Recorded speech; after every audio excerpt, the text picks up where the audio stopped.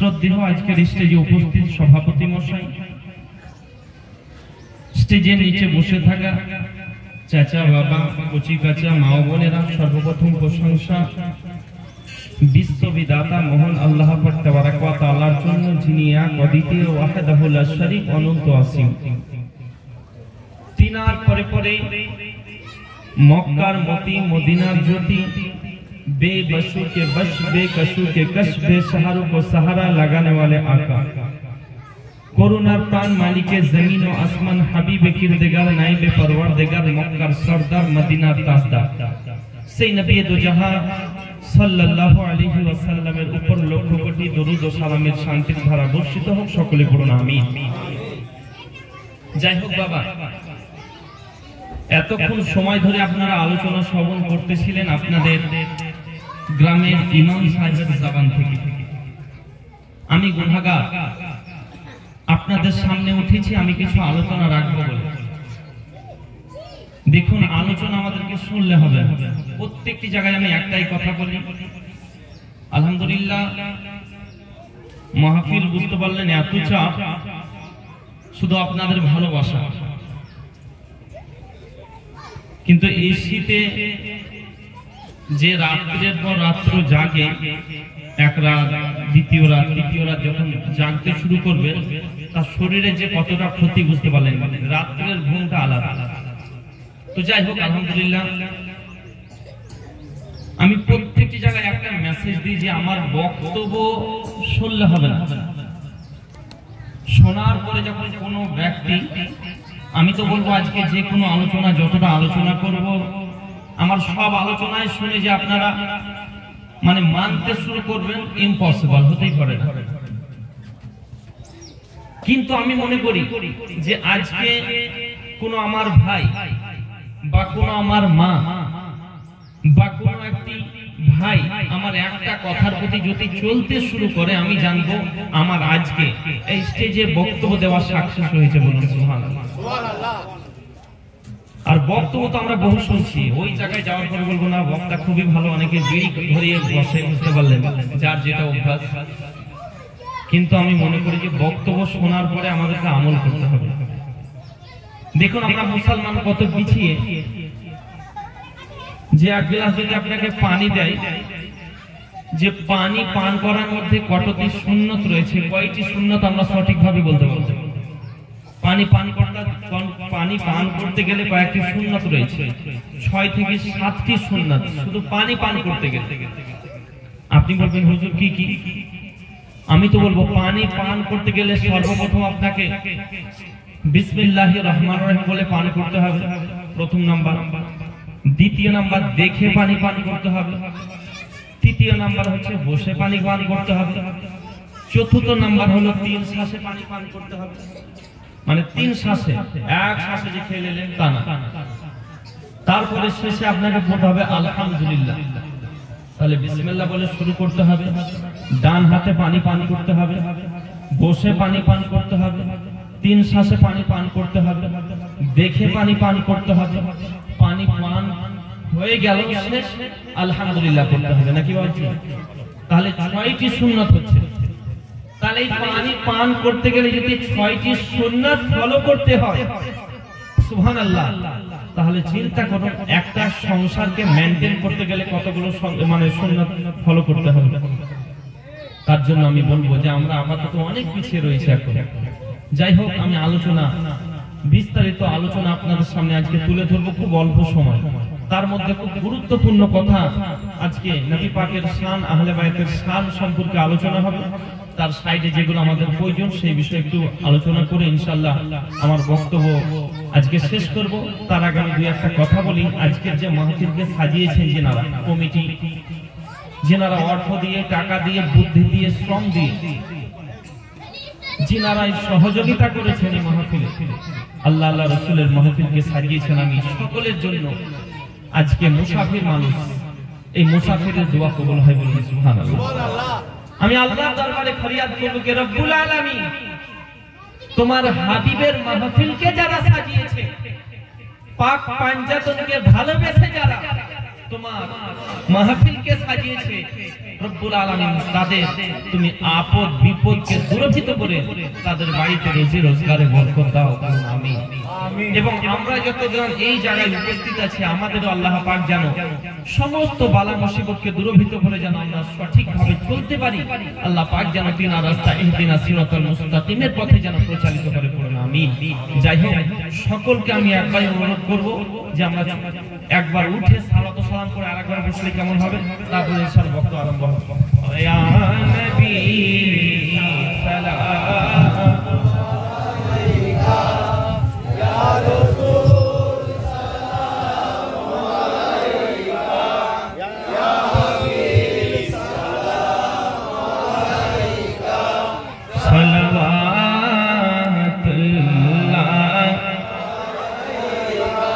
ইয়া রাসূলুল্লাহ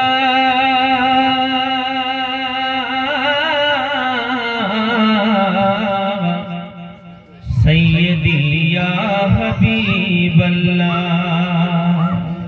नबी गो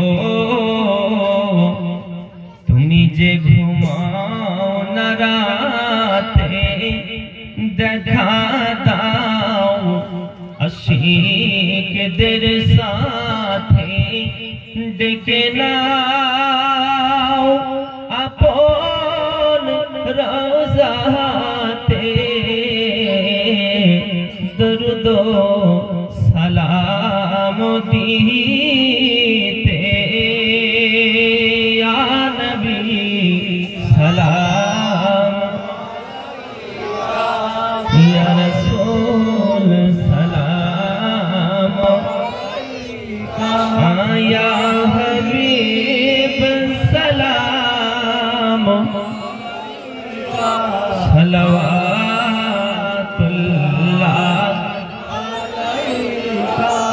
দরদি গো ও গো উম্মতের দরদি নবীজি আমার তুমি যে নূরে তে পয়দা সেই নূরে तमाम जहान पैदा তুমি তো কাবা রহ কাবা আশিকদের গলে রুমালা ইয়া নবী সালাম ইয়া রাসূল সালাম या हबीब सलाम सलवातुल्लाह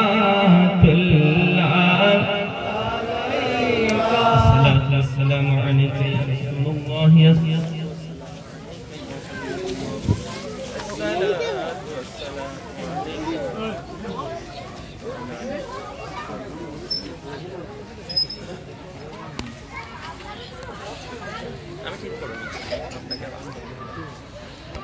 ঠিক আছে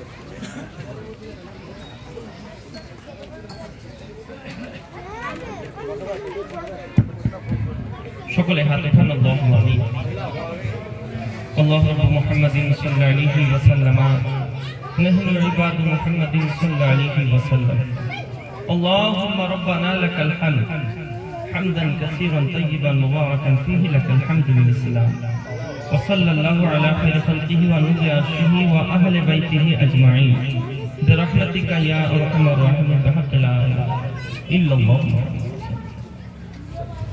সকলে দুরূদ আদায় কর আল্লাহুম্মা সাল্লি আলা সাইয়্যিদিনা মাওলানা মুহাম্মদ ওয়া আলা আলি সাইয়্যিদিনা মাওলানা মুহাম্মদ সাল্লাল্লাহু তাআলা আলাইহি ওয়াসাল্লাম।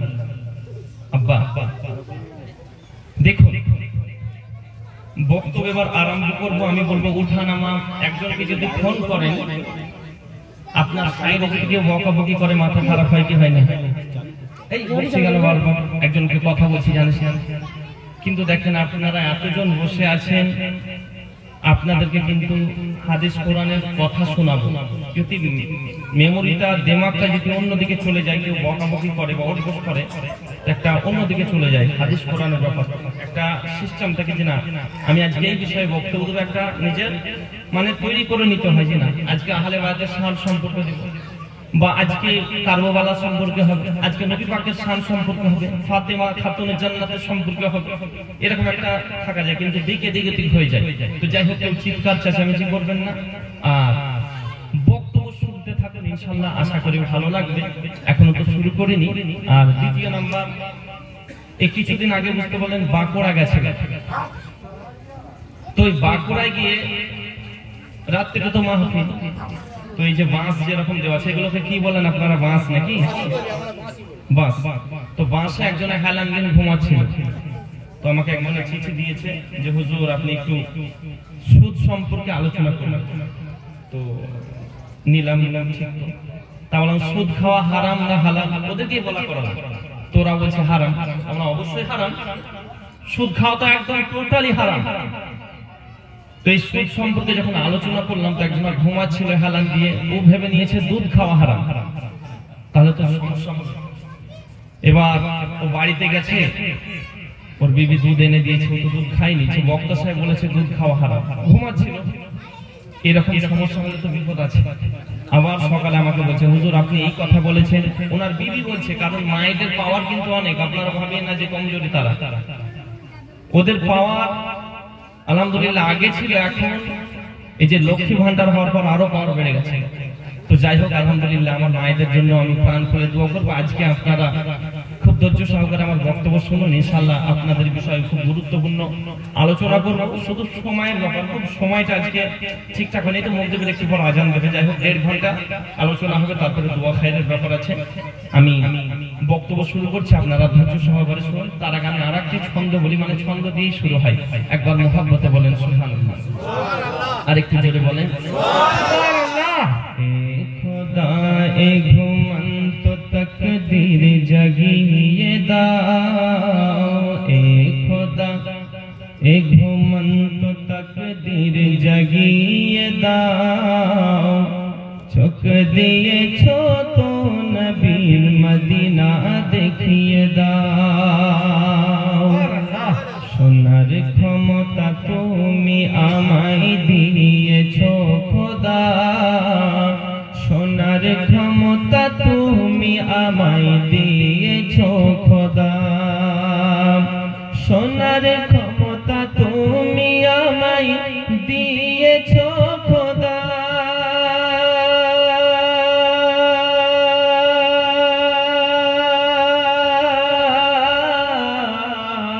বলুন সুবহানাল্লাহ।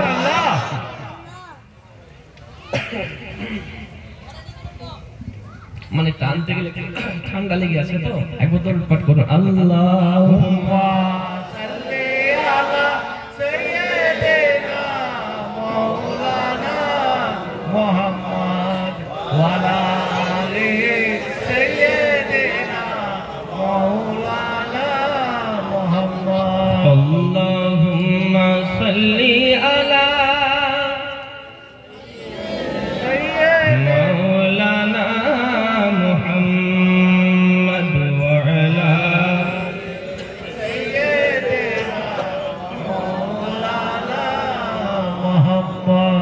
সোনার ক্ষমতা তুমি আমায় দিয়েছো খোদা,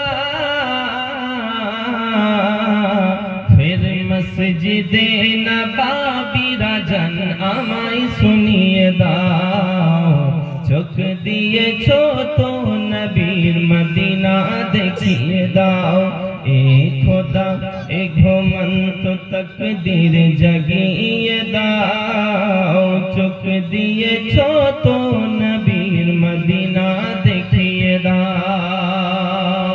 সুবহানাল্লাহ। কে চাই না আমি হুর গেলে মন জান্নাতে যেতে,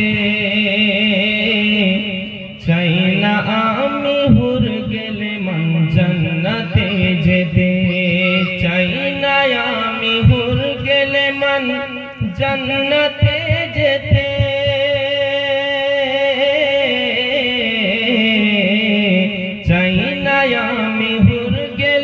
মেহমান জান্নাতে যেতে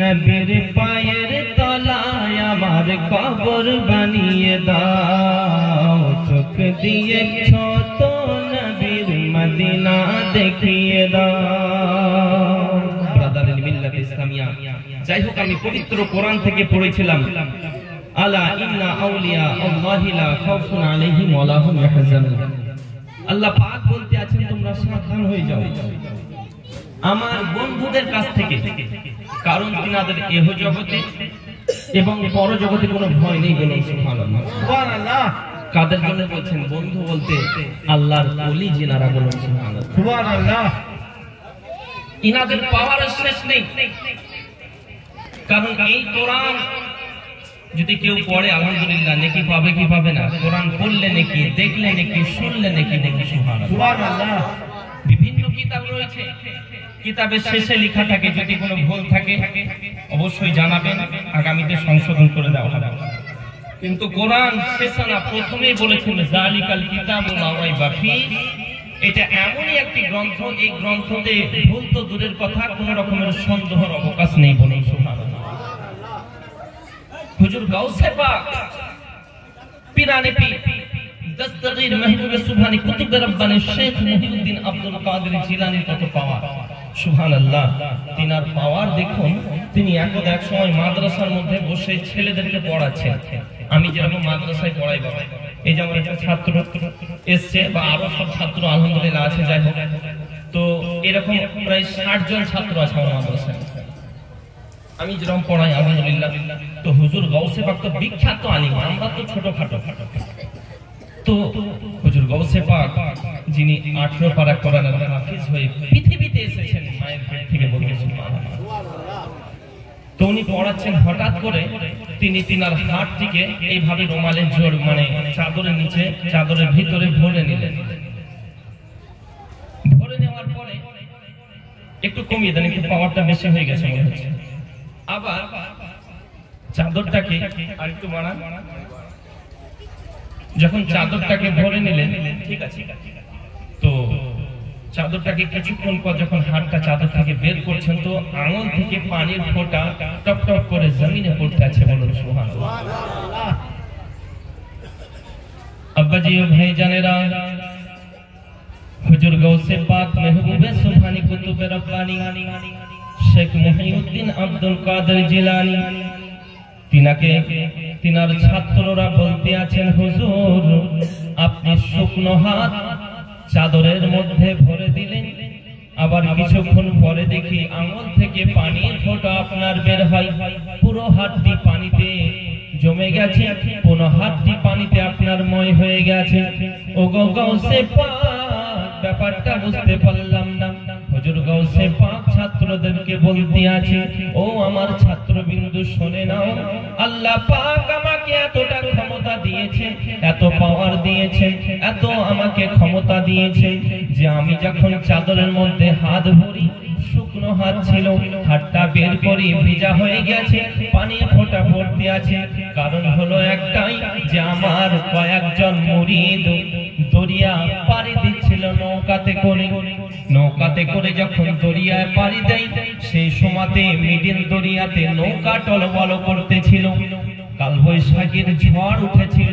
এই ঝড়ের কারণে নৌকা টলমল করতেছিল হঠাৎ করে একজন গাউসে পাকের মুরিদ গাউসে পাককে ডাক দিতে আছেন গাউসে পাক ও বড় পীর আব্দুল কাদের আপনি কোথায় আছেন আমাদের সহযোগিতা করুন ইয়া গাউসে পাক আল মাদাদ ও গাউসুল আজম আপনি কোথায় আছেন আমাদের সাহায্য করুন সাথে সাথে হুজুর গাউসে পাক বলতে আছেন ও গো ছাত্র শুনে নাও ওই মুরিদ আমাকে দরিয়া থেকে ডাক দেয় আর আমি গাউসুল আজম এই মাদ্রাসা থেকে এই আওয়াজটা আমি শুনতে পাই শুধু তাই নয় আল্লাহ পাক আমাকে এত ক্ষমতা দিয়েছেন যে আমি আল্লাহ তাবারাক ওয়া তাআলা আমাকে এত পাওয়ার দিয়েছেন আমি আমার রহমতি হাত চাদরের মধ্যে থেকে আল্লাহর দেওয়া ক্ষমতায় এই আমার হাতটিকে আমি মুরিদের সাহায্যের জন্য বাড়িয়ে দিলাম ওই মুরিদের নৌকাগুলো থেকে টেনে টেনে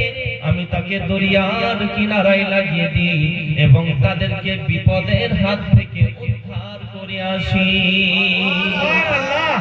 ওলিদের এই ক্ষমতা বাবা, ওলিদের পাওয়ার তো এটাই। আব্বাজি ও ভাইজানেরা আরো শুনে থাকুন, হুজুর গাউসে পাক মেহবুবে সুবহানের পাওয়ার দেখুন বাবাজি। হুজুর গাউসে পাকের দরবারে একটা চোর এসেছে। চোর আসার পরে হুজুর গাউসে পাকের জুব্বাটা খুব চয়েস হয়েছে। হুজুর গাউসে পাকের জুব্বাটা অনেক পছন্দ হয়েছে। সেই পছন্দের কারণে ওই জুব্বাটাকে চুরি করার জন্য এসেছে। হুজুর গাউসে পাকের রুমের মধ্যে ঢোকার পরে জুব্বাটা যখন রাত্রি বেলায় তিনি গুটিয়ে নিয়ে যখন বাড়ি থেকে রুমের ভিতর থেকে বাইরে যাবে, এমত অবস্থায় দেখে দরওয়াজা বন্ধ হয়ে আছে। আবার যখন চোর জুব্বাটাকে যখন আবার নিজের জায়গায় রেখে দেয়, আবার ওই দরওয়াজাটা আবার খুলে যায়। আবার যখন চোর জুব্বাটাকে নিয়ে যখন দরওয়াজার সামনে যায়, আবার দরওয়াজা বন্ধ হয়ে যায়। চোর নিয়ে যায় আর নিয়ে আসে, জুব্বাটাকে নিয়ে যায় আর নিয়ে আসে। যখনই নিয়ে যায় দরজার সামনে বন্ধ হয়ে যায় দরজা। আবার যখন জুব্বাটাকে রেখে দেয়, আবার দরওয়াজা খুলে যায়। বলুন সুবহানাল্লাহ। এইটাই তো আল্লাহর ওলিদের কারামাত। এমন তো অবস্থাতে হুজুর গাউসে পাকে যে জুব্বা চুরি করতে এসেছে চোর, কয়েকবার নিয়ে যাওয়া নিয়ে আসা, নিয়ে যাওয়া নিয়ে আসা করতে করতে ফজরের আজান। বলুন সুবহানাল্লাহ। আব্বাজি ও ভাইজানেরা এমত অবস্থাতে হুজুর গাউসে পাকের সেই জুব্বা চোর যখন ফজরের আজান শুনতে পায়, হঠাৎ করে তার দিমাগের মধ্যে আসে, এখন যদি আমি গাউসে পাকের হুজরা থেকে রুম থেকে বের হয়ে যাই, আমাকে অনেক ধরতে পারে, অনেকেই চোর বলে আঘাত করতে পারে, আমাকে মারধর করতে পারে। কি করা যায়, কি করা যায়? ওই হুজুর গাউসে পাকের জুব্বা চোর কি করেছে? হুজুর গাউসে পাকের জুব্বা চোর হুজুর গাউসে পাকের খাটিয়ার নিচে ঢুকে যায় নিজের প্রাণের ভয়ে, প্রাণ বাঁচানোর জন্য। যখন খাটিয়ার তলে ঢুকে যায়, সকাল হয়ে গেছে। হঠাৎ করে খাজা খিজির আলাইহিস সালাম হুজুর গাউসে পাকের দরবারে, ওগো গাউসে পাক, গাউসে পাক, গাউসে পাক, আপনার দরবারে একটা আবেদন নিয়ে এসেছি। অমুক এলাকায় একজন কুতুব দরকার, অমুক এলাকায় একজন কুতুবের প্রয়োজন রয়েছে। ওগো গাউসে পাক, আপনি একটা আমাকে কুতুবের ব্যবস্থা করে দিন, আপনি একটা কুতুব দিয়ে দিন। হুজুর গাউসে পাক বলতে আছেন, তাই তো, কি করা যায়, কি করা যায়? হঠাৎ করে হুজুর গাউসে পাক বললেন, ওগো খাজা খিজির, আমার রুমের ভিতরে চলে যাও এবং খাটিয়ার নিচে দেখবে একজন লোক রয়েছে, আল্লাহর বান্দা খাটিয়ার নিচে আমার ঢুকে রয়েছে, সেই হলো তোমাদের এলাকার কুতুব, তাকে ধরে নিয়ে যাও। এই কথা যখন বলে, চোর তো বলছে আমার হয়েছে অবস্থা খারাপ করে আর আমাকে ছাড়ছে না। হুজুর গাউসে পাকে হুকুম শুনে খাজা খিজির যখন হুজুর গাউসে পাকে রুমে প্রবেশ করলেন, দেখছেন একজন চোরই ভাবে আছে। বলতে আছেন, হুজুর আপনি বের হয়ে আসুন। চোর বলতে আছে, না, আমাকে ডাকছেন কেন? আমি তো একজন চোর। বলছে, না হুজুর, আপনি আমাদের এলাকার কুতুব, যেহেতু গাউসুল আজম বলেছেন। বলুন সুবহানাল্লাহ। আব্বাজি ও ভাইজানেরা, ওই চোর বলতে আছে, না না না, আপনি এই কথা বলবেন না, আমি একজন চোর, হুজুর গাউসে পাকের জুব্বা চুরি করার জন্য এসেছি। খাজা খিজির বলতে আছেন, হুজুর আর দেরি করবেন না, তাড়াতাড়ি চলে আসুন। বারবার যখন এই কথা বলে, অনেক অনুনয় বিনয় করে চোরটা যখন বাইরে আসে, হুজুর গাউসে পাকের সামনে যখন নিয়ে যাওয়া হয়, হুজুর গাউসে পাক একটিবার যখন এইভাবে তাকিয়ে দেখেছেন, নিখায়ে ওলি মে ও তাসির দেখিয়ে বদলতি হুই হাজারোं की तकदीर देखिए, আল্লাহর ওলিদের নজর যদি কোন আদনা ব্যক্তির উপরে পড়ে যায়, সে আলা হয়ে যায়। সেই চোরকে এলাকার কুতুব বানিয়ে দিয়েছেন, তিনি হলেন গাউসুল আজম। হুজুর গাউসে পাকের যদি এত ক্ষমতা হতে পারে, হুজুর গাউসুল আজমের যদি এত পাওয়ার হতে পারে, যিনি আমাদের দয়াল নবী, আখিরি জামানার পয়গম্বর নবী মুহাম্মদ রাসূলুল্লাহ সাল্লাল্লাহু তাআলা আলাইহি ওয়াসাল্লামের কত পাওয়ার হতে পারে। কত ক্ষমতা হতে পারে। হযরতে মা আমিনা রাদিয়াল্লাহু তাআলা আনহার গর্ভের মধ্যে যখন দয়াল নবী মুস্তাফা ছিলেন, এমন অবস্থাতে হুজুর আমার নবী পাকের আম্মি জান তিনার শ্বশুর মশাই আব্দুল মুত্তালিবকে বলতে আছেন, ওগো আব্বা হুজুর, আমি যেই রাস্তা দিয়ে যাই পাথরের উপরে যদি আমার পা লেগে যায়, পাথরগুলো তুলের মতো নরম হয়ে যায়। সুবহানাল্লাহ। শুধু তাই নয়, আমি যখন কুয়াতে পানি আনতে যাই, কুয়ার পানি আনতে যাওয়ার সময়তে অনেকেই রশির সাহায্যে কুয়া থেকে পানি ওঠাই, অনেকেই বালতির সাহায্যে কুয়া থেকে পানি ওঠাই। আমি মা আমেনা কুয়ার নিকটে যখন আমি চলে যাই, আমার রশির প্রয়োজন হয় না। কুয়ার পানি আমাকে দেখার সাথে সাথে উপরে উঠতে শুরু হয়। আমি মা আমেনা কুয়ার নিকটে যতক্ষণ থাকি, কুয়ার পানি উপরে উঠে থাকে।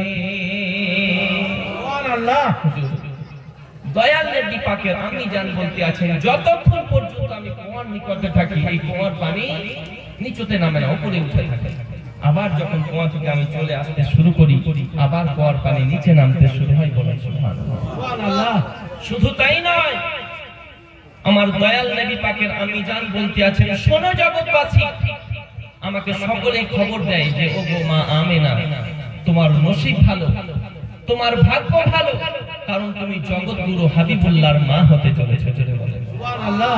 হযরতে মা আমিনা বলতে আছেন, সকলেই আমাকে খুশির সংবাদ দেয়, কিন্তু সাধারণ মহিলাদের পেটে যদি বাচ্চা থাকে, দূর থেকে পেটটা বড় মনে হয়, দূর থেকে পেটটা ভারী মনে হয়।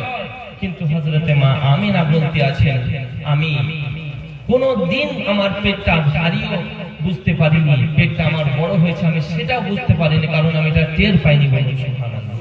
আমার পেট ভারীও মনে হয়নি, আমার পেট বড়ও মনে হয়নি। সুবহানাল্লাহ। হযরতে মা আমিনা বলতে আছেন, একদা আমি ঘরের ভিতরে প্রবেশ করে যখন পেটের সামনে থেকে কাপড়টাকে সরিয়ে যখন একবার আমি ইশারা করে দেখি, আমি মা আমেনা মক্কা নগরী থেকে আমি আমেনা শাম সিরিয়ার এলাকাগুলো স্পষ্ট আমি মা আমেনা দেখতে পাই। সুবহানাল্লাহ। আর সেই নবীকে এখন আমাদের মতো অনেক মানুষ উঠেছে যে বলি আমাদের মতো, পড়ো নাউজুবিল্লাহ, আমাদের মতো বলে। আমি তাদের জন্য বলি যে আমার নবী পাক দো জাহানের বাদশা পৃথিবীর সরজমিনে যেদিন আসে, খোদার কসম তিনি পবিত্র ছিলেন, তিনার মা পবিত্র। বলুন সুবহানাল্লাহ। তুমি পৃথিবীর সরজমিনে আসো, তুমিও 40 দিন নাপাক থাকো, তোমার মাও 40 দিন নাপাক থাকে। আমার নবী পাক পৃথিবীতে এলেন, খোদার কসম বলি নবী পাকও পবিত্র, তিনার মাও পবিত্র। শুধু তাই নয়, তুমি পৃথিবীতে আসো উলঙ্গ অবস্থাতে আসো, কিন্তু সুবহানাল্লাহ আমার নবী তো যাহা পৃথিবীর সরজমিনে যেদিন এসেছিলেন, জান্নাতি লেবাস নিয়ে এসেছিলেন। বলুন সুবহানাল্লাহ। আমরা বলি অনেকে সুবহানাল্লাহ, যারা কিছু বক্তা উঠে বুঝতে পারলেন, বলছে নবী আমাদের মতো, তাদের জন্য আমি বলবো যে তুমি পৃথিবীতে যেদিন আসো, তোমার নাড়ি কাটা হয়েছিল, তোমার নাড়ি মায়ের নাড়ির সঙ্গে কানেক্টিং ছিল, অতএব তোমার নাড়ি কাটা অবস্থাতে আসেনি। কিন্তু সুবহানাল্লাহ আমার নবী পাক পৃথিবীর সরজমিনে আসেন, তিনি নাড়ি কাটা অবস্থাতেই পৃথিবীতে এসেছেন। বলুন সুবহানাল্লাহ। তুমি পৃথিবীতে আসার পরে কয়েক মাস পর, কয়েক বছর পর তোমার খাতনা দিতে হয়, কিন্তু নবী পাক পৃথিবীতে আসেন খাতনা দেওয়া অবস্থাতে এসেছেন। জোরে বলো সুবহানাল্লাহ। তুমি বলো যে নবী আমাদের মতো, বিয়াদব কোথাকার। তার জন্য বহু গজলে বলে কে যার কদম জমিনে পড়িলে দুনিয়ার হয় মেরাজ, রাসূল পাকের জুতো মুবারক আরশে আজিমের তাজ। যার কদম জমিনে পড়িলে দুনিয়ার হয় মেরাজ, রাসূল পাকের জুতো মুবারক আরশে আজিমের তাজ। সেই নবীর রওজা চুমিলে, সেই নবীর রওজা চুমিলে হবে জান্নাতের হকদার। জিবরাইল চুমে যার দরবার,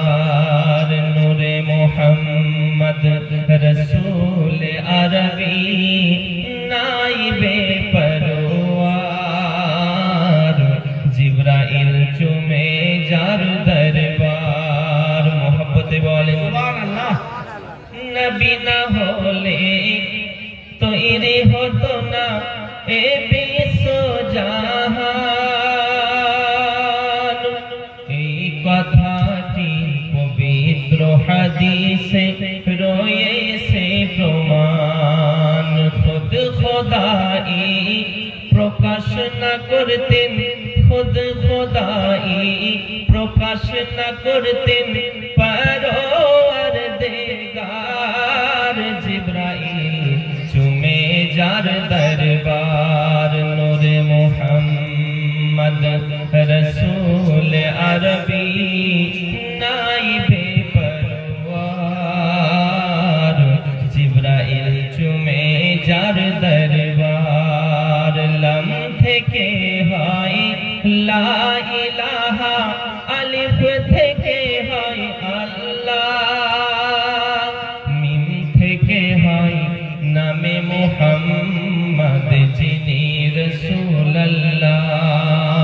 শহীদ আযম ইমাম হুসাইন, শহীদ আযম ইমাম হুসাইন নওয়াসা তাহার। জিবরাইল চুমে যার দরবার। নূরে মুহাম্মদ রসূল আরবি নাইবে পরওয়ার।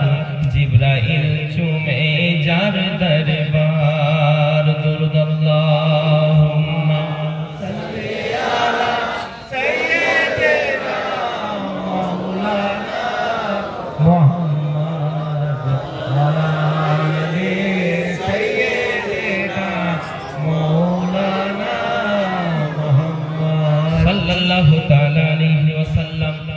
হযরতে মা আমিনা রাদিয়াল্লাহু তাআলা আনহা বলতে আছেন, জগৎবাসী শুনে নাও, আমি যখন কুয়া থেকে যখন পানি নিয়ে আসার পরে বাড়ির দিকে যখন টুকটুক করে রওনা দিই, হঠাৎ করে আমাকে গাছের আওয়াজ দেয়, পাখিতে আওয়াজ দিতে আছে, গাছপালা থেকে আওয়াজ আসে, পাথর থেকে আওয়াজ আসে। হযরতে আব্দুল মুত্তালিব বলতে আছে, বেটি আমিনা কি আওয়াজ আসে, কি তারা কথা বলে? হযরতে মা আমিনা বলতে আছেন, আব্বা হুজুর, ওগো আব্বাজি, তারা একটাই কথা বলে, তাদের ভাষায় একটাই কথা বলে, আসসালাতু ওয়াসসালামু আলাইকা ইয়া উম্মে রাসূলিল্লাহ, এ নবী की मां तुझको भी सलाम, और तेरे आने वाले बेटे मोहम्मद को भी सलाम। ওগো নবীর মা আমিনা, আপনাকে আমাদের হাজারো সালাম, এবং আপনার পেটে যিনি দয়াল নবী মুস্তাফা রয়েছেন, যিনাকে তৈরি না করা হলে আল্লাহ পাক तमाम পৃথিবী বানাতেন না।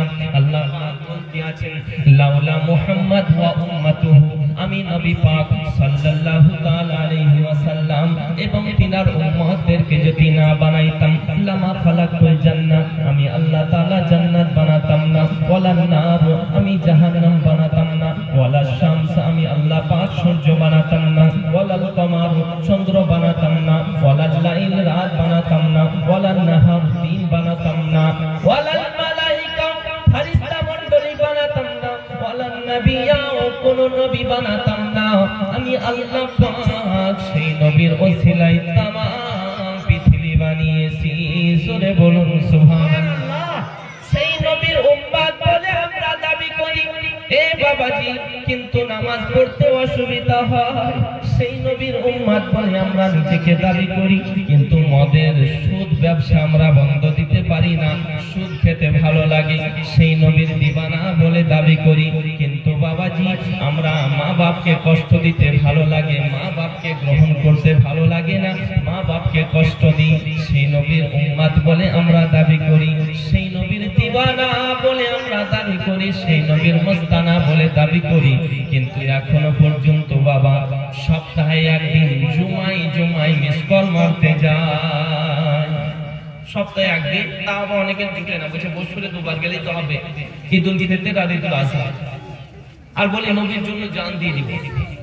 আব্বার আমার, মুহাব্বত করতে হবে তো কেমন? এখন বুঝতে পারলেন।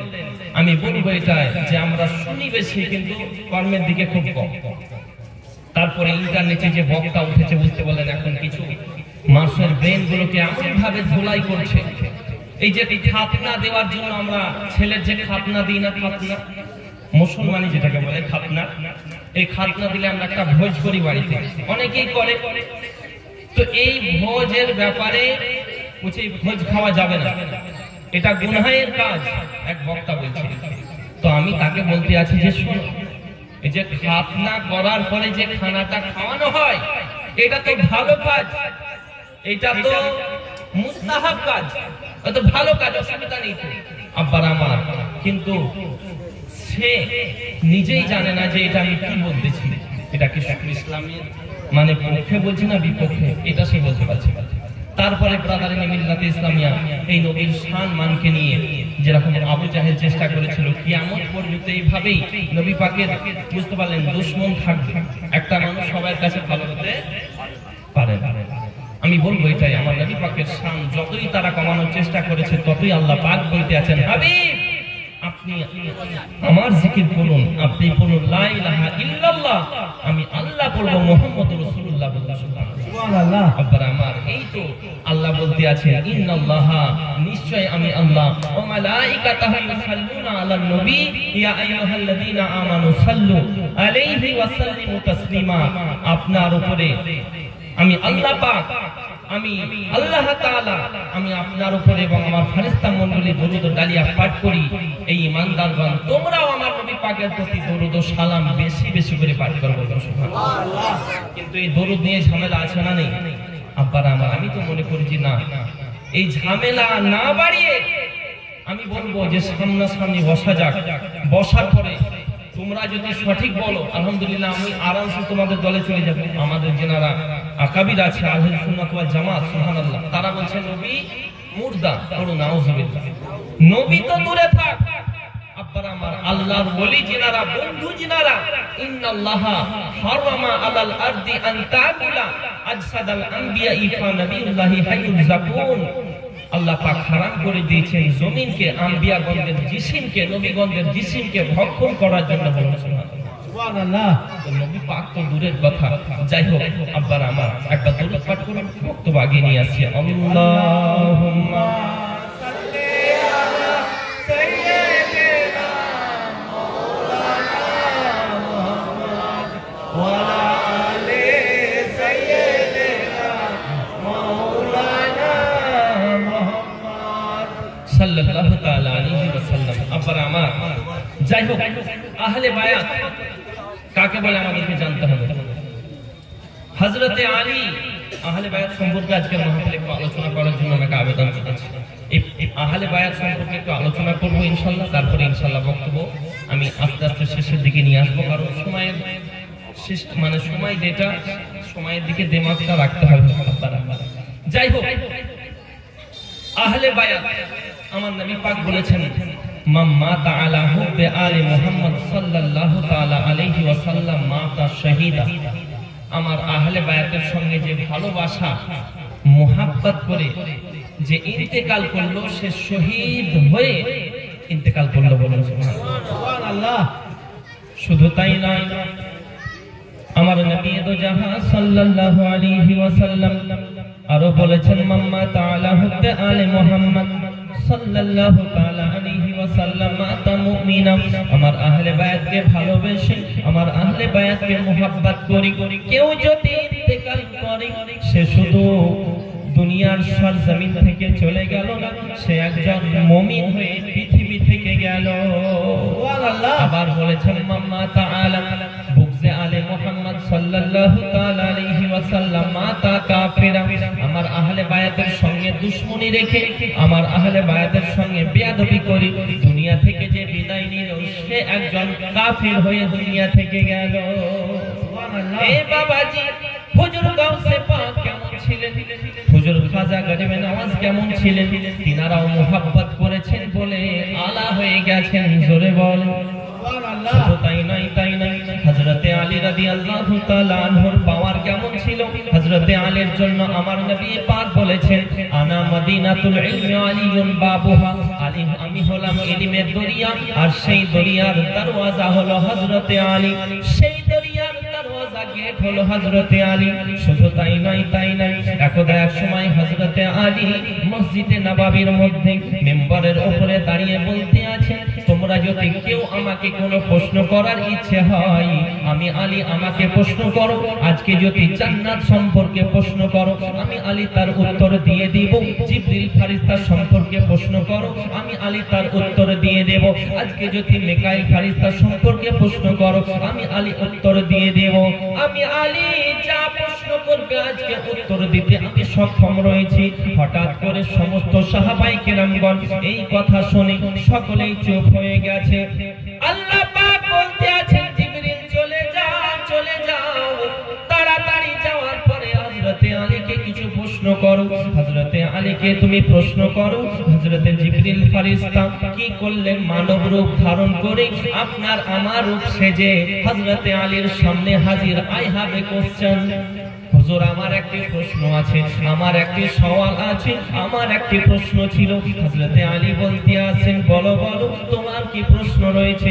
হযরতে জিবরিল বলতে আছে, হুজুর আমার প্রশ্ন হলো, এখন জিবরিল ফেরেশতা কোথায়?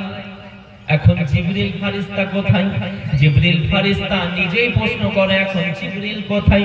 এমত অবস্থাতে হযরতে আলী রাদিয়াল্লাহু তাআলা আনহু কি করলেন? চোখ দুটোকে বন্ধ করলেন। চোখ দুটোকে বন্ধ করার পরে কিছুক্ষণ পরে চোখ খোলার পরে বলতে আছেন, আনতা জিবরিল, ইউ আর জিবরিল, তুমি হলা জিবরিল। জোরে বলুন সুবহানাল্লাহ। হযরতে জিবরিল বলতে আছেন, ওগো হুজুর মাওলা আলী, আপনাকে একটা আমার প্রশ্ন আছে। আপনি কিভাবে আমাকে বললেন আমি জিবরিল? কিভাবে বুঝতে পারলেন? সকল নবী পাকের সাহাবায়ে কেরামগণ রয়েছেন। হযরতে আলী বলতে আছেন, শোনো গো সকলেই, তোমরা যদি সকলেই চোখ বন্ধ করো, আমরা যদি চোখ বন্ধ করি, সমস্ত কিছু অন্ধকার হয়ে যাবে কি যাবে না? অন্ধকার হয়ে যাবে। হযরতে আলী বলতে আছেন, খোদার কসম করে বলি, আমি যখন চোখ দুটোকে বন্ধ করলাম, আমার কাছে সমস্ত কিছু পরিষ্কার হয়ে গেল।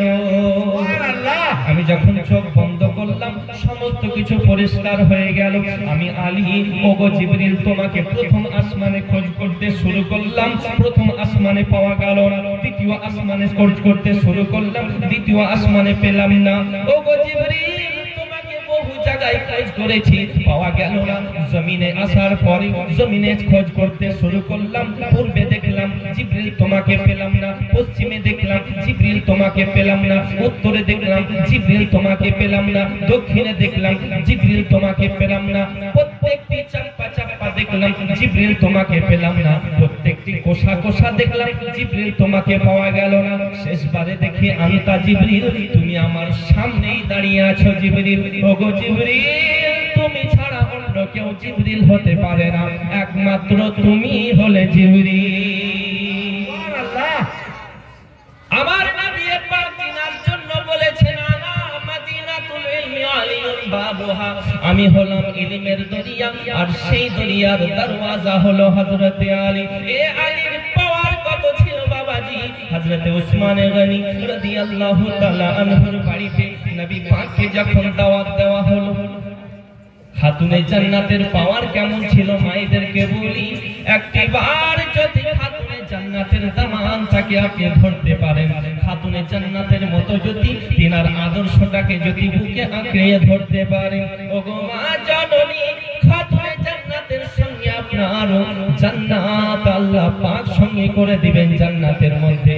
কারণ নবী বলেছেন, মান তাশাব্বাহা বিকওমিহি ফাহুয়া মিনহুম, যে যাকে ভালোবাসবে তার সঙ্গে তার হাসর হবে। জোরে বল সুবহানাল্লাহ।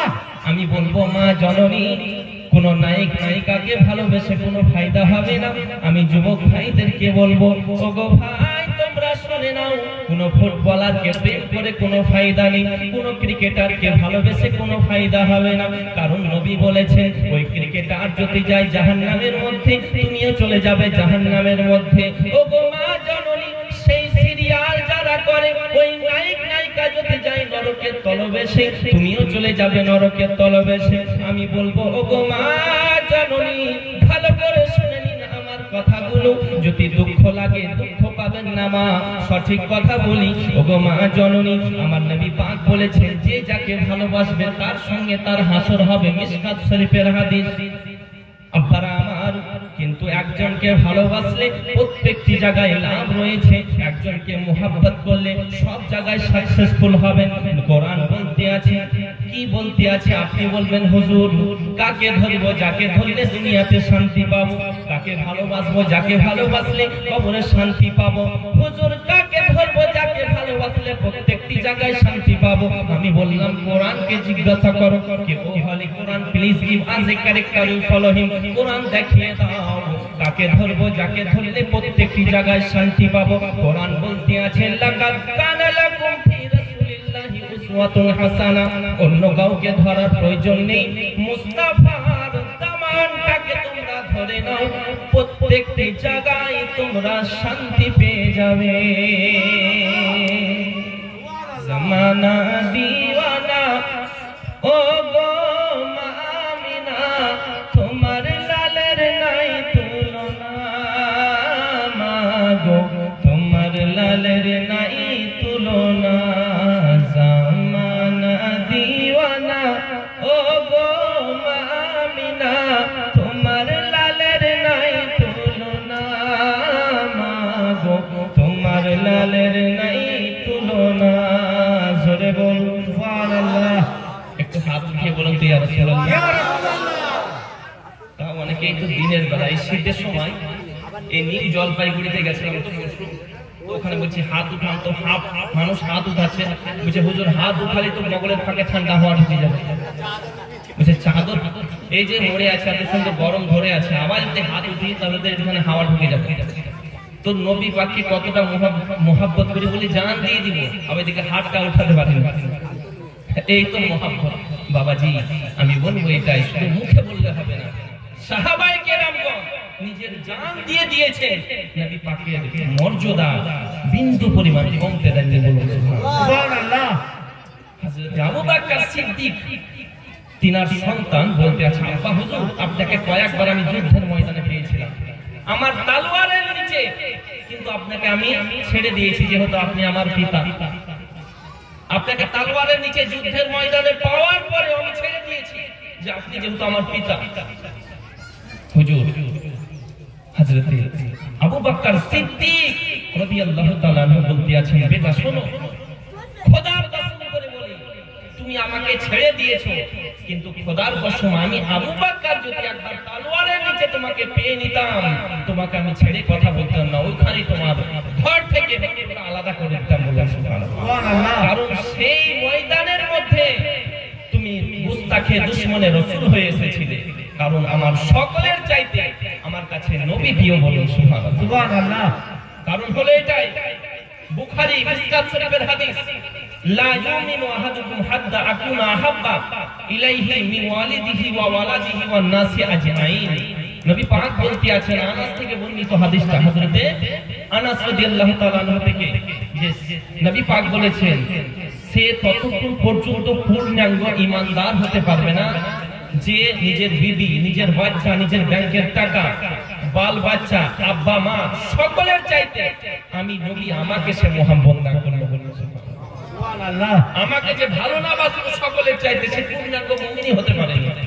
আব্বার আমার এই তো ফজরের সময়, এখন এই শীতের সময় মুসল্লি যেতে চায় না, 2-3টে মুসল্লি বলছে ওযু করতে কে যাবে, ল্যাপের থেকে বের হয়ে যাবে, এইরকম মুসল্লি আছে। আব্বার আমার এই শীতের সময়তে মুসল্লির সংখ্যা খুব কমে যায়। আমার এই রোজা আসছে, 1.5 মাস পরে রোজা, দেখবেন মজা শুনতে, বলবে আমার তো গ্যাস, ও বলবে আমাকে তো ডাক্তারে বলেছে 3-4 বার ওষুধ খেতে হবে, ও বলবে হুজুর এবছর পাচ্ছি না, মানে সুগার। বুঝতে পারলেন? আল্লাহ যদি চায় তো তোমাকে সুগারেই জিন্দা রাখবে, আর আল্লাহ যদি চায় তো তোমাকে মশার কামড়ে মেরে ফেলবে, না কি করবে? সব আল্লাহর হাতে। আমি বলবো এটাই, আল্লাহর উপরে ভরসা রাখবেন অটুট, ইনশাআল্লাহ আল্লাহ অবশ্যই আপনাকে প্রত্যেকটি কাজে কামিয়াব করবে। বলুন সুবহানাল্লাহ। যাই হোক, আমি যে কথাটি বলতেছিলাম, হযরতে আলী কারামাল্লাহু ওয়াজহুল কারীম খাতুনে জান্নাত যখন উসমান গনির বাড়িতে হযরতে নবী দো জাহাকে দাওয়াত করলেন, উসমান গনির বাড়ি যখন নবী পাক যাচ্ছেন, পিছন থেকে কদম মুবারক গুনছেন। কে? হযরতে উসমান গনি। যে নবী পাকের কদম মুবারক বাড়িটা হচ্ছে দেখুন। যখন উসমান গনির বাড়িতে গেলেন, এই কদমের বিনিময়ে গোলাম আজাদ করে দিলেন উসমান গনি। বলুন সুবহানাল্লাহ। হযরতে উসমান গনি নবী পাককে এবং তিনার সাহাবায়ে কেরামগণদেরকে, যেহেতু তিনি গনি, আল্লাহ পাক ধনী করেছেন, খুব সুন্দরভাবে খাওয়া দাওয়া করালেন।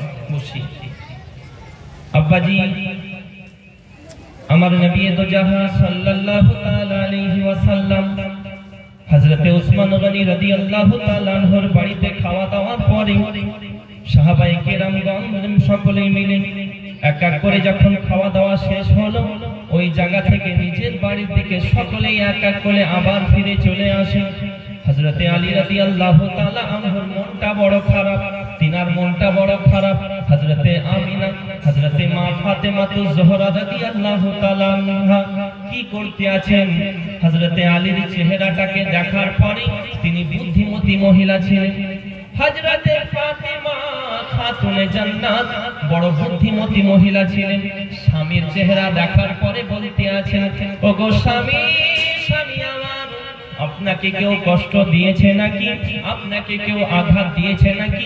আপনার মনটা ভালো নাই? হযরতে আলী বলতে আছেন, বিবি ফাতেমা, আমাকে কেউ আঘাত করেনি, আমাকে কেউ কষ্ট দেয়নি।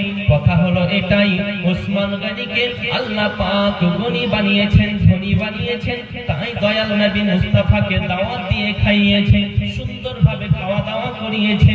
আমি আলী, আল্লাহ পাক যদি আমাকে ধনী বানাতেন, আমি নবী পাককে আরো ভালোভাবে খাওয়ানোর চেষ্টা করতাম। সুবহানাল্লাহ। আমারও তো খাওয়ানোর ইচ্ছা জাগে, কিন্তু টাকা না, পয়সা কোথায়? তার জন্য হযরতে আলীর মনটা বড়ই খারাপ। হযরতে খাতুনে জান্নাত রাদিয়াল্লাহু তাআলা আনহা বলতে আছেন, স্বামী গো আমার, ওগো আমার প্রাণের স্বামী, আপনাকে একটা কথা বলি, আপনি আমার কথাটা ফেলে দিবেন না, আপনি আমার কথাটা গ্রহণ করুন। ওগো আমার স্বামী জান, একটিবার দয়াল নবী পাকের দরবারে যাওয়ার পরে আমার আব্বা হুজুরকে আপনি একটিবার আমার বাড়িতে দাওয়াতটা করে দিন। হযরতে আলী বলতে আছেন, ফাতেমা, আমরা দাওয়াত কিভাবে দিব নবী পাককে? কারণ আমাদের বাড়িতে তো 3 দিন ধরে চুলোতে আগুন জ্বলে না। ওগো ফাতেমা, ফাতেমা, আমরাই তো ঠিক মতো খাওয়া দাওয়া করতে পারিনি, কিন্তু তুমি নবী পাককে দাওয়াত দেওয়ার জন্য বলো। হযরতে ফাতেমাতুজ জোহরা রাদিয়াল্লাহু তাআলা আনহা বলতে আছেন, ওগো আমার স্বামী, দাওয়াত দেওয়ার কাজ হলো আপনার, খাবার ব্যবস্থা করার কাজ হলো আমি ফাতেমার। জোরে বল সুবহানাল্লাহ। আরেকটু মুহাব্বতে বলা যাবে না সুবহানাল্লাহ। হযরতে আলীকে বলতে আছেন, স্বামী গো, স্বামী গো আমার, দাওয়াত দেওয়ার কাজ হলো আপনার এবং খাবার ব্যবস্থা করার কাজ হলো আপনার ফাতেমা। হযরতে ফাতেমার কথা শোনার পরে হযরতে আলী রাদিয়াল্লাহু তাআলা আনহু কি করতে আছেন, নবী পাকের দরবারে বড় খুশিতে যাচ্ছেন। নবী পাকের দরবারে যাওয়ার পরে বলতে আছেন, আসসালামু আলাইকুম ইয়া রাসূলুল্লাহ, ওগো নবী দো জাহান, ওগো নবীজি, আপনার দাওয়াত আমি আলী আমার বাড়িতে দেওয়ার জন্য এসেছি, আমার দাওয়াতটাকে আপনি কবুল করুন। নবী পাককে দাওয়াত দিয়ে দিলেন হযরতে আলী। এদিকে হযরতে মা ফাতেমাতুজ জোহরা বাড়িতে 3 দিন ধরে চুলো জ্বলে না, আল্লাহর উপরে ভরসা করে ডেকচিটাকে উনুনের উপরে চাপিয়ে দিয়েছেন, ডেকচির উপরে একটা ঢাকনা দিয়ে দিয়েছেন বাবারা, এবং উনুন ধরিয়ে দিয়েছেন, চুলোতে আগুন ধরিয়ে দিয়েছেন, এবং জায়নামাজের পাটিটাকে নিয়ে হযরতে খাতুনে জান্নাত জমিনে বিছানোর পরে সাজদার মধ্যে পড়ে গেছেন। ওগো আল্লাহ পাক, আয় আল্লাহ তাআলা, আমি ফাতেমা, ফাতেমা তোমার দরবারে ফরিয়াদ করি, তোমার কাছে কোনোদিন আমি কিছু চাইনি। ওগো আল্লাহ, আমি ফাতেমা আমার স্বামীর খুশির জন্য আমি তোমার কাছে চাইছি। আয় আল্লাহ পাক, আমার বাড়িতে তো কোনো খাবার নেই। আমি ফাতেমা নবী পাককে দাওয়াত দেওয়া করিয়েছি, আপনি যেমন করে জান্নাত থেকে আপনি খাবারের ব্যবস্থা করে এই ফাতেমার খালি পেট পূর্ণ করে দিন। সুবহানাল্লাহ। হযরতে ফাতেমা আল্লাহর দরবারে সাজদার মধ্যে মাথা রেখে কান্না করে, আয় আল্লাহ রব্বুল আলামিন, আমি ফাতেমা তোমার কাছে দোয়া করি, তোমার কাছে আবেদন করি, তোমার কাছে আমার এইটাই আরাধনা, ওগো আল্লাহ পাক, তোমার বান্দির দোয়াটাকে তুমি যতক্ষণ পর্যন্ত কবুল না করবে আমি ফাতেমা ততক্ষণ পর্যন্ত মাথা উঠাবো না। এই বাবাজি এমত অবস্থাতে হযরতে ফাতেমাতুজ জোহরা এইভাবে সাজদার মধ্যে পড়ে রয়েছেন। এদিকে নবী দো জাহান সাহাবায়ে কেরামগণ ফাতেমার বাড়ির দিকে রওনা দিয়েছে।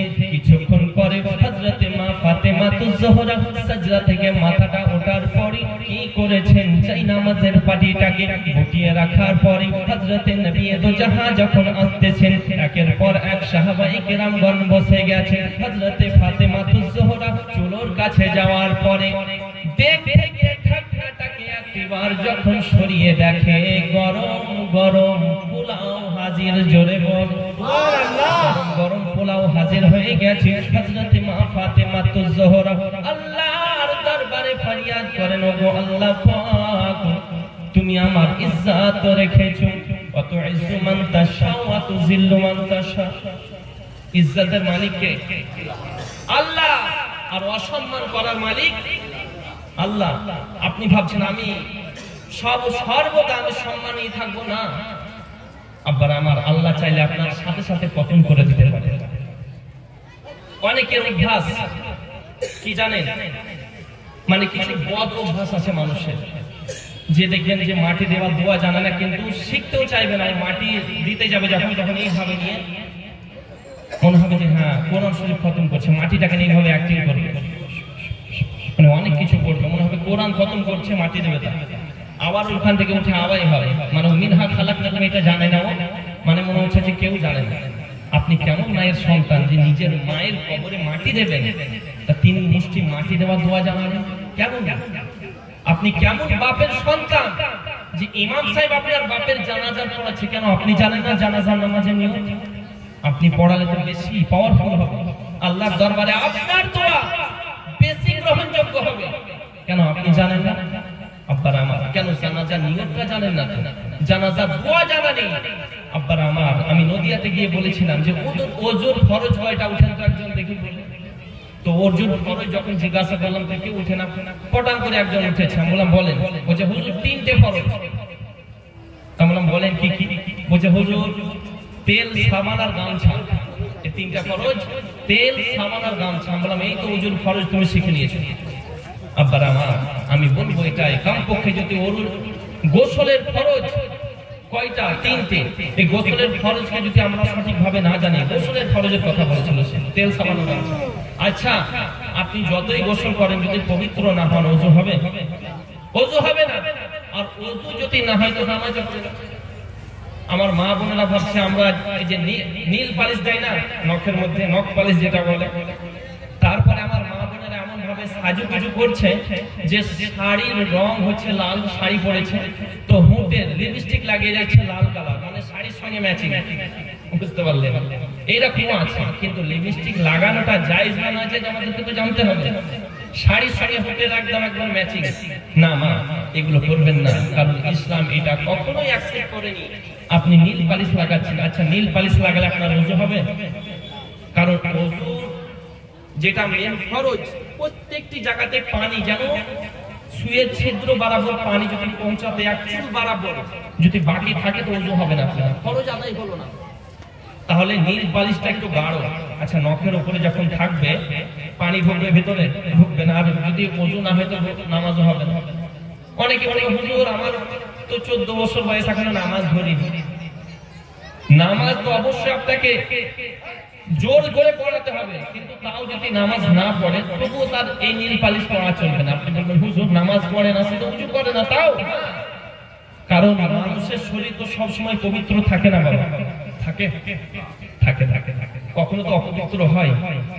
তো যখন অপবিত্র হলো আমার মায়েরা, তো অপবিত্র থেকে বোনেরা যখন পবিত্র হবে তার জন্য তো ফরজ গোসল করতে হবে। আচ্ছা, ওই ফরজ গোসল করার আগে ওযু করার প্রয়োজন আছে না নেই? আচ্ছা, ওই ওযু যখন করবে সেই ওযুটা তো হবে না, হবে? আর সেই ওযুটা যখন না হবে গোসল হবে না। আবার আমার একটু বুঝবেন, অতএব আমার মায়েদেরকে বলবো এই দিক থেকে আপনারা দূরে থাকবেন। যাই হোক, হযরতে মা ফাতেমাতুজ জোহরা, সময়ের দিকে লক্ষ্য রাখতে হবে বাবা। ফাতেমাতুজ জোহরা রাদিয়াল্লাহু তাআলা আনহা কি করলেন দেখছেন, গরম গরম পোলাও, বলুন সুবহানাল্লাহ। আব্বাজি ও ভাই জানেরা, হযরতে মা ফাতেমাতুজ জোহরা রাদিয়াল্লাহু তাআলা আনহা যখন এই গরম গরম পোলাও দেখেছেন বড় খুশি হয়েছেন, আল্লাহর দরবারে শুকরিয়া আদায় করতে আছেন। এমত অবস্থাতে হযরতে ফাতেমাতুজ জোহরা একটার পর একটা সাহাবায়ে কেরামগণের খাবার বেড়ে দিচ্ছেন, হযরতে আলী বিতরণ করতে আছেন। জোরে বলেন, হযরতে আলী বিতরণ করতে আছেন। সাহাবায়ে কেরামগণ বড় খুশিতে খাচ্ছে, বড় মজাদার খাবার, বড় মজাদার খাবার। একে অপরকে বলা বলি করছেন। আমার নবী পাক বলতে আছে, ওগো সাহাবা শুনে নাও, তোমরা কি একে অপরের সঙ্গে বলা বলি করো? সাহাবায়ে কেরামগণ বলতে আছে, নবীজি গো, এত মজাদার খাবার আমরা জিন্দেগিতে খাইনি, এত সুন্দর খাবার আমরা জিন্দেগিতে খাইনি। আমার নবী পাক বললেন, পাবে কোথায়? পাবে কোথায়? কারণ এই খাবার দুনিয়ার কোন বাবুর্চির রান্না করা খাবার না, এই খাবার কোন দুনিয়ার বাবুর্চিতে রান্না করেনি। ওগো সাহাবা শুনে নাও, এই খাবার এসেছে স্বয়ং জান্নাত থেকে। জোরে বল, দাওয়াত দেওয়ার কাজ আমার আলী জামায়ের দাওয়াত দিয়েছে, আর এই খাবার পাঠানোর কাজ আমার আল্লাহর, আর এই খাবারের ব্যবস্থা করার কাজ আমার বেটি খাতুনে জান্নাতের। আমার বেটির একটা সাজদার বিনিময়ে আল্লাহ পাক জান্নাত থেকে ফেরেশতার মাধ্যমে খাবার পাঠিয়ে দিয়েছে। জোরে বলো সুবহানাল্লাহ। চিন্তা করেছেন, মা ফাতেমাতুজ জোহরার একটা সাজদার বিনিময়ে আল্লাহ পাক জান্নাত থেকে খাবার পাঠিয়েছে। আর আমাদের সাজদা কেমন টপাটপ, শুধু জাপানের বুলেট ট্রেন, শুধু কখন উঠবো আর কখন বসবো। এমন নামাজ, ডিজিটাল যেরকম যুগ, নামাজে যেরকম 5G এখন উঠেছে, সিম যেরকম, বুঝতে পারলেন, টপাটপ শুধু। আপনারা আমার এইভাবে নামাজ পড়লে হবে না। যাই হোক, আমি বলবো ইনশাআল্লাহ এইভাবে আমরা আলোচনা শুনলে হবে না, আমাদেরকে আমল করতে হবে। আমল যদি করেন আলহামদুলিল্লাহ, আল্লাহ তাবারাক ওয়া তাআলা একটা সুন্নতকে যদি আপনি জিন্দা করতে পারেন, 100 শহীদের দরওয়াজা পাবেন। বলেন সুবহানাল্লাহ। যাই হোক, আব্বারা আমার একবার ভক্তি ভরে উচ্চ আওয়াজে একবার পাঠ করুন। আমি এবার বক্তব্য শেষের দিকে নিয়ে আসি, তারপরে ইনশাআল্লাহ দোয়া, কালাম, দরুদ, অনেক কিছু আরো আছে।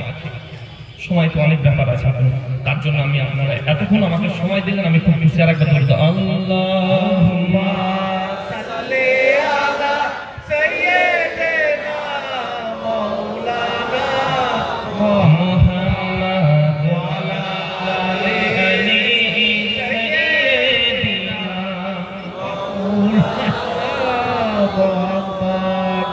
আবাজি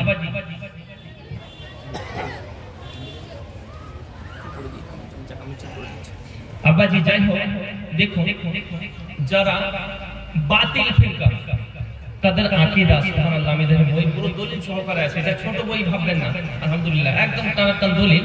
কি বলতে যে দেখুন, देवबंदियों का अकीदा है कि सिर्फ एक अल्लाह को मानना चाहिए, तमाम पैगंबरों का यही हुक्म है। देवबंदी যারা, ওয়াহাবি যারা, তাদের একটাই আকীদা যে কোন নবীকে ধরার প্রয়োজন নেই, মানতে হলে এক আল্লাহকে মানবো, মানতে হলে রব্বুল আলামিনকে মানবো, ভালোবাসতে হলে রব্বুল আলামিনকে ভালোবাসবো।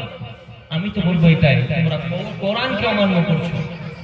তারা বলতে আছে কি Almighty Allah, we would like to contact almighty Allah directly, it is possible for us। ওগো আল্লাহ পাক, আমরা তোমার সঙ্গে ডাইরেক্ট কন্টাক্ট করব, it is possible for us, এটা কি আমাদের জন্য সম্ভব? আল্লাহ পাক বলতে আছেন it is possible for us, হ্যাঁ এটা তোমাদের জন্য সম্ভব, but there is one condition, একটা শর্ত রয়েছে। বলুন সুবহানাল্লাহ। সুবহানাল্লাহ। তারা বলতে আছে হোয়াট ইজ দ্য কন্ডিশন? আয় আল্লাহ কি কন্ডিশন রয়েছে, কি শর্ত রয়েছে? আল্লাহ পাক বলতে আছেন দা কন্ডিশন টু ডিসাইড ইজ হলি কোরআন। বলুন সুবহানাল্লাহ। এই কন্ডিশনটা আমি কোরআনের মধ্যে তুলে দিয়েছি। তোমরা কোরআন পড়তে থাকো, তোমরা কোরআন তিলাওয়াত করতে থাকো। হুনাকা শারতুন আনতুম তাকরাউনাল কোরআন। তোমরা কোরআন পড়ো, অবশ্যই তোমরা পেয়ে যাবে। বলুন সুবহানাল্লাহ। আব্বারা আমার, আমি তাদের জন্য বলবো, শোনো, ডাইরেক্ট আল্লাহকে ভালোবাসতে পারবে না, কারণ আল্লাহ পাক কোরআনে বলেছে, কুল ইন কুনতুম তুহিব্বুনাল্লাহ ফাত্তাবিউনি ইউহিব্বুকুমুল্লাহ। হাবিব আপনি বলে দেন, তারা যদি আপনাকে আমাকে ভালোবাসতে চায়, আমি আল্লাহ পাক আমাকে যদি মোহাব্বত করতে চায়, সর্বপ্রথম তারা যেন আপনাকে ভালোবাসে, আপনাকে মোহাব্বত করে। আপনি নবী, আপনাকে যদি ভালোবাসে, আমি আল্লাহ পাক আমাকে ভালোবাসা হয়ে যাবে। বলুন সুবহানাল্লাহ। তাহলে চিন্তা করেন, আমি তো মনে করি যে তাদের এই যে আকীদা, আব্বার আমার, এরা হচ্ছে ঈমান চোর। মানুষ বহু চুরি করে, কেউ মোবাইল চুরি করে, কেউ টাকা চুরি করে, কেউ ধানের বস্তা, কেউ বুঝতে পারলেন গুড়োর বস্তা। কিন্তু এই চোরগুলো ঠিক আছে, এরা তো খারাপ আলহামদুলিল্লাহ, কিন্তু এই চোরের মাস্টার হলো সব থেকে যে টাকা হারিয়ে গেলে আবার টাকা পাওয়া যায়। Money loss nothing loss. একটা আমাদের যিনি ইংলিশ টিচার বলতেন, মানি লস নাথিং লস। টাকা লস হয়ে গেছে, হারিয়ে গেছে, যাই হোক, এই টাকা একটা রাখালে ইনকাম করে একটা বাগালে আবার চলে আসবে টাকা। Health loss something loss. যদি তোমার শরীরটা অসুস্থ হয়ে পড়ে, বিমার, কিছুটা লস, আবার সুস্থ হয়ে যাবে। But character loss, everything loss. কিন্তু তোমার যদি ক্যারেক্টার, চরিত্র খারাপ হয়ে যায়, সারা জিন্দেগি পড়বে। আমি বলবো একটাই কথা, তো এদের চরিত্রই খারাপ হয়ে গেছে। তারা এত নির্লজ্জ বক্তা, বুঝতে পারলেন যে আল্লাহর নবী পাকের শান সম্পর্কে এত গুস্তাখি করতে আছে, নবীগণদের শান সম্পর্কে এত গুস্তাখি করতে আছে, বুঝতে পারলেন আউলিয়া কিরামগণদেরকে নিয়ে এত কটুকটু কথা, খারাপ কথা বলতে আছে। আব্বারা আমার, আমি তো মনে করি যে এরা এখনকার যুগে সব থেকে বড় দাজ্জাল এবং ঈমান চোর। অতএব এই সব বক্তাদের কাছ থেকে আপনাদেরকে দূরে থাকতে হবে। যাই হোক, একবার দরুদ পড়ুন, ইনশাআল্লাহ কটা মানছে ওদিকে একবার। আল্লাহুম্মা সাল্লি আলা সাইয়্যিদিনা মাওলানা মুহাম্মাদ ওয়া আলা আলি সাইয়্যিদিনা মাওলানা মুহাম্মদ সাল্লাল্লাহু তাআলা আলাইহি ওয়াসাল্লাম। দেখেন, আমি প্রত্যেককে, আপনারা বিভিন্ন জায়গার বায়াত আছেন, তো বায়াত হয়ে একটা সাজদা দেয়, সাজদা শরীফ দেয় না হুজুররা, যিনার হাতে বায়াত হয়। তো আমি একটা সাজদা শরীফ আমার নবী পাক থেকে, হযরত আদম থেকে নবী পাক পর্যন্ত আমি আপনাদেরকে সাজদাটা আমি একবার শোনাবো। মুহাব্বতে বলেন সুবহানাল্লাহ। সুবহানাল্লাহ। আরেকটু জোরে বলেন সুবহানাল্লাহ। বলছেন, দেখুন সাহেব, সিজদা থেকে বলি, जनाब हजरत आदम के बेटे शीश है, जनाब हजरत आदम के बेटे शीश है, शीश के बेटे यानस, यानस के बेटे कैनान, कैनान के बेटे मलाइल, मलाइल के बेटे ब्यारत, ब्यारत के बेटे इद्रिस, इद्रिस के बेटे मुताशिर, मुताशिर के बेटे लमक निकनम, लमक निकनम के बेटे नूह, नूह के बेटे शम, शम के बेटे जुला, जुला के बेटे सोले, सोले के बेटे आबिर, आबिर के बेटे दाता, दाता के बेटे रवा, रवा के बेटे शारू, शारू के बेटे नखुर, नखुर के बेटे तारिक, तारिक के बेटे इब्राहिम खलीलुल्लाह, इब्राहिम खलीलुल्लाह के बेटे इस्माइल ज़बीहुल्लाह, इस्माइल ज़बीहुल्लाह के बेटे केदार, केदार के बेटे आओ, आओ के बेटे हमल, हमल के बेटे शाबिर, शाबिर के बेटे सलमान, सलमान के बेटे रईसा, रईसा के बेटे इलियासा, इलियासा के बेटे ऊद, ऊद के बेटे अव्वा, अव्वा के बेटे अदनान, अदनान के बेटे मुआद, मुआद के बेटे नदर, नदर के बेटे मुदर, मुदर के बेटे इलियास, इलियास के बेटे मुदरिका, मुदरिका के बेटे खजीमा, खजीमा के बेटे किनाना, किनाना के बेटे मालिक, मालिक के बेटे फहर, फहर के बेटे गालिब, गालिब के बेटे लुई, लुई के बेटे मुर्रा, मुर्रा के बेटे किलाब, किलाब के बेटे कुसीर, कुसीर के बेटे अब्दे मनाफ, अब्दे मनाफ के बेटे हाशिम, हाशिम के बेटे अब्दुल मुत्तलिब, अब्दुल मुत्तलिब के बेटे अब्दुल्लाह, अब्दुल्लाह के बेटे मुहम्मदुर रसूलुल्लाह।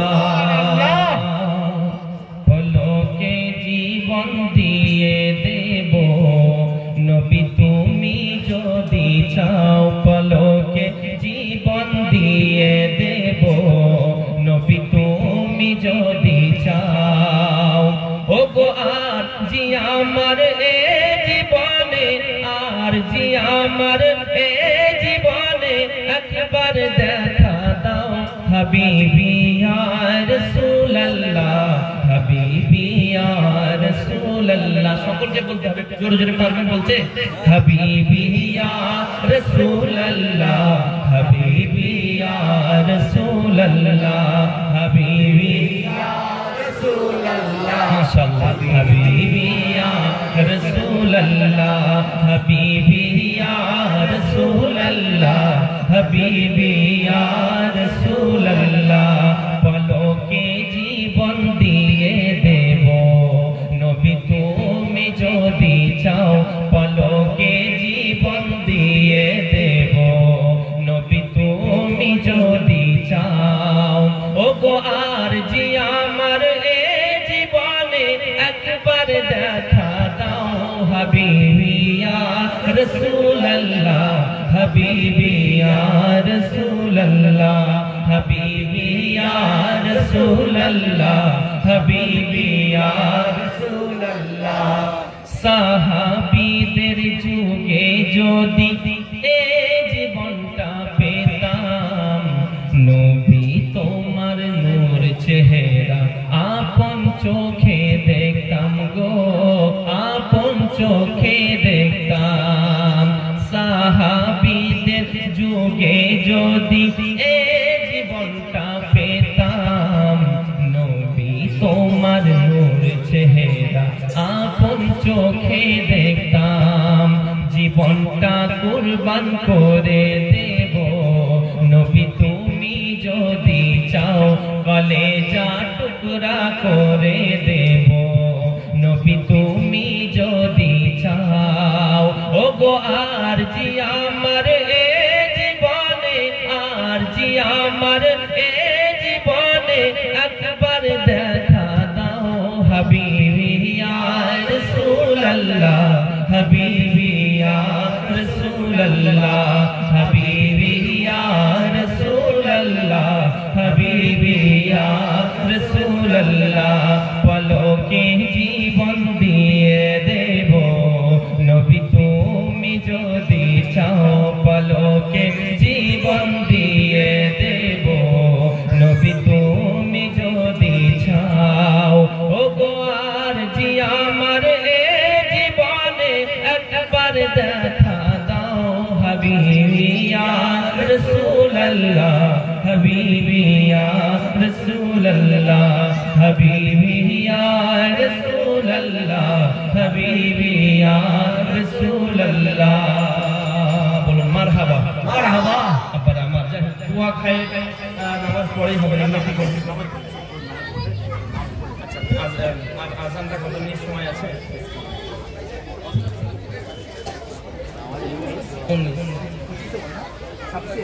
26-27। আচ্ছা 5 মিনিট এখন, 5 মিনিট টাইম আছে। ওযু করে আছেন তো অনেকেই, যাই হোক আমি ওযু করেছি, অসুবিধা নেই। আমি একটা কথা বলি ইনশাআল্লাহ, তারপরে নামাজ পড়ে ইনশাআল্লাহ দোয়াটা হচ্ছে মেন। আমি বলবো একটাই কথা, আর দোয়াও মুখুল ইবাদত, বলেন সুবহানাল্লাহ, সুবহানাল্লাহ। এই দোয়াটা হলো ইবাদতের মগজ। ইবাদতের কি বললাম? মগজ। এই বক্তব্য শোনার পরে চলে গেলেন তা না, এই দোয়াতে শামিল হবেন, কারণ কোন দোয়াতে কার আমিনটাকে আল্লাহ কবুল করে নেবেন, আপনার দুনিয়ার জিন্দেগি কামিয়াব হয়ে যাবে, সুবহানাল্লাহ। নাম্বার 2 হলো আপনাদের এই যে আমি তো মাদ্রাসায় পড়াশোনা করতে করতে আলহামদুলিল্লাহ,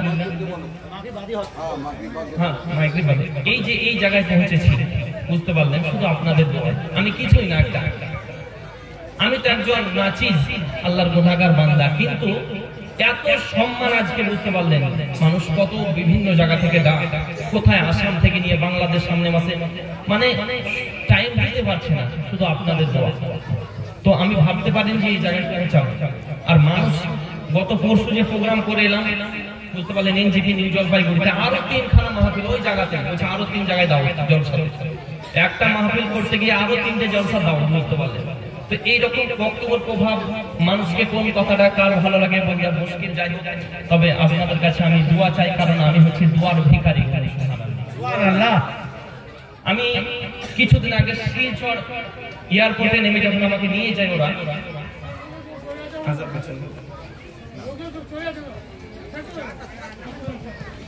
মানে এই থেমে থেমে হয়ে গেলে কি সময় মানে একটা জোশ থাকে, আমার কথাটা বলেই ফেলে। তো শিলচর থেকে আমি যে জায়গাটা যাব বাদলপুর, মানে যে জায়গায় মাহফিল হবে 120 কিলোমিটার রাস্তা। তো আমাকে ওরা 4 চাকায় নিয়ে আসার জন্য মানে রিসিভ করার জন্য এসেছেন। তো এয়ারপোর্ট থেকে নেমে ওনারা আমাকে নিয়ে যখন নিয়ে যাচ্ছেন আলহামদুলিল্লাহ, তো খোদা তো লাগবে, কারণ পেট পূজা তো করতে হবে, পেট ভয়ঙ্কর একটা জিনিস বাবা। তো খাওয়ার জন্য একটা রেস্টুরেন্টে ঢুকলাম, মানে কথাটা কত গুরুত্ব শুধু শুনবেন। রেস্টুরেন্টে যখন ঢুকলাম, খাওয়া দাওয়া করলাম, আমাদের বিল হলো 360 টাকা। কত বিল? 360 টাকা বিল হয়েছে বাবা। তো রেস্টুরেন্টে যিনি মালিক খুব যত্ন সহকারে আমাদেরকে খাওয়ালেন। তো 360 টাকার মধ্যে 300 টাকা তিনি রাখলেন আর 60 টাকা আমাকে দিলেন। হুজুর জলসা কমিটিরাই দিয়েছে টাকা, কাছে হুজুর রাখে। এটা হুজুর পান আর এটা খাবেন। আলহামদুলিল্লাহ, ঠিক আছে। আবার আমি যখন গাড়িতে চলে এসেছি, ঘুরে এবার আমরা চলে যাবো, যেহেতু সবকিছু ক্লিয়ার। ওই রেস্টুরেন্টের মালিক আবার আমার পিছনে পিছনে এসেছে, বুঝতে পারলেন? পিছনে পিছনে আসার পরে যে 300 টাকাটা রেখেছে, ওই 300 টাকাটা বের করে বলছে, হুজুর এই টাকাটা আপনি নিয়ে নিন, এই টাকাটা আপনি রাখুন। আমি বলছি কেন? বলছে হুজুর এই টাকার আমার প্রয়োজন নেই, আমার দোয়ার প্রয়োজন। বলুন সুবহানাল্লাহ। এই টাকার প্রয়োজন নেই, এই টাকা যাবে আসবে, যাবে আসবে, যাবে আসবে, আমার দোয়ার প্রয়োজন। আমি হচ্ছে দোয়ার ভিখারি। বলুন সুবহানাল্লাহ। অতএব কথা হলো এটাই, আপনি একটু আমার মাথায় হাত বুলিয়ে মেরে দিন। আপনি একজন মুসাফির মানুষ, বহুদূর থেকে এসেছেন, একবার আমার জন্য আমার হাত তুলে আমার সন্তানের জন্য মাদ্রাসায় দিয়েছে, একটু দোয়া করে দিবেন। আমার টাকার প্রয়োজন নেই, আপনি শুধু দোয়ার ভিখারি। বলেন সুবহানাল্লাহ। এখনো আল্লাহর বান্দা পৃথিবীতে আছে। দেখেন আব্বার আমার আরো বহু ঘটনা, বুঝতে পারলেন? আপনাদেরকে ইনশাআল্লাহ পরবর্তীকালে এই তো মনের কথা যত বলতে বুঝতে পারলেন। যাই হোক, দোয়া করবেন, নামাজ পড়ে দরুদ কিয়াম যা করার ইনশাআল্লাহ দোয়া খায়ের হবে ইনশাআল্লাহ। তারপরে আমি বিদায় নিব, আপনাদের জন্য আমি দোয়া করব, মুসাফির মানুষ। এ বলে আমার আপাতত এখন বক্তব্য শেষ করছি।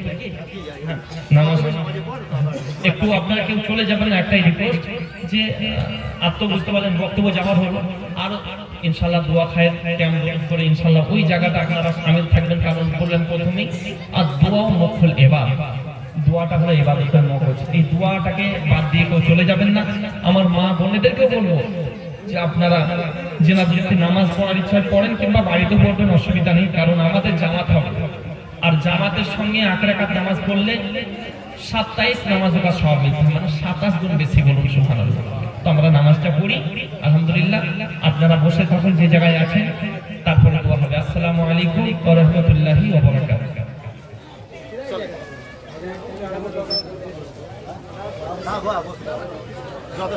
আচ্ছা, জামাতটা কোথায় মসজিদে চলে যাবে? বাড়ি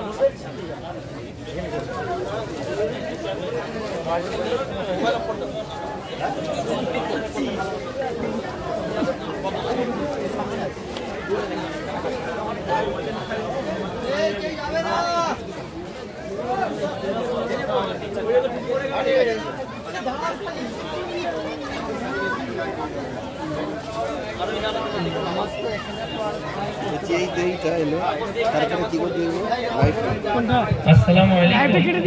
নামাজ পড়বেন এখানে জামাত হবে, যারা মসজিদে আছেন ওখানে জামাত হবে, আর এখানে ইনশাআল্লাহ